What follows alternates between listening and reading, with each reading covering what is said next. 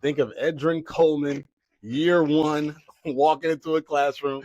How have you evolved from then to the man that's sitting in front of me right now?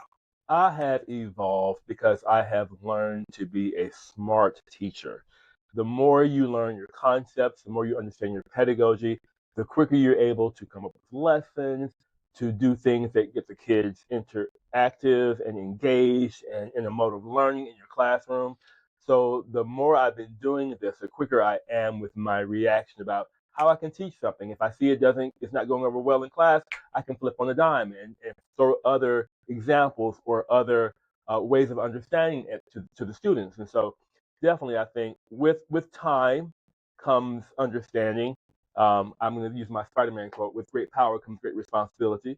The longer you're in it, the more you should be making yourself grow and learn and be your best self for your students. And so, yeah, I think that's the best way to answer that. What have you learned about yourself from your students? Not to take myself too seriously all the time. I know choral music is my heart's desire and my passion. I have students who love to sing and they love to make music, but their passion is not my passion and my passion isn't theirs. And I can't hold them to this standard of my passion. I am a almost 50-year-old person with a doctorate in music education. These are 14, 15, 16-year-old students who enjoy making music and they want to learn and scratch the surface a little bit more.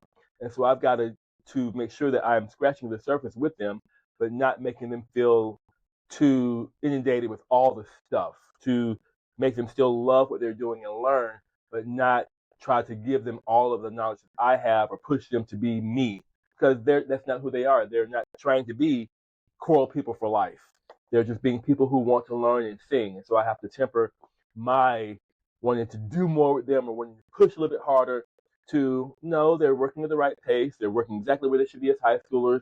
And you just have to be patient with that too, Edwin. You can't push them further because you want something faster now.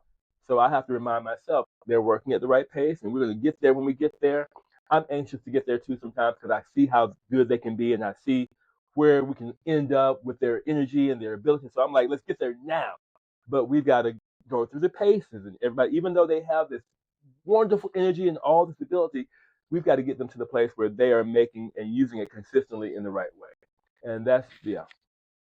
It's interesting, right? So it's like, as a former social studies teacher, I think one of the things for me that I had to really just come up with the thought process of like, you went to school for history education.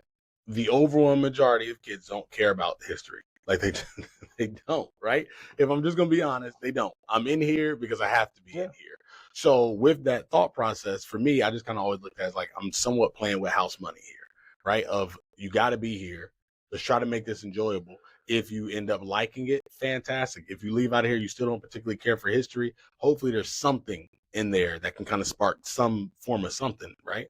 So I'm not trying to make you all become history teachers, but have a little bit of a Curiosity. appreciation, at Yeah. least a little bit of a curiosity and Yeah. appreciation for what it is that we're doing Yeah. here. So if you can get just that little bit of spark, it's always good.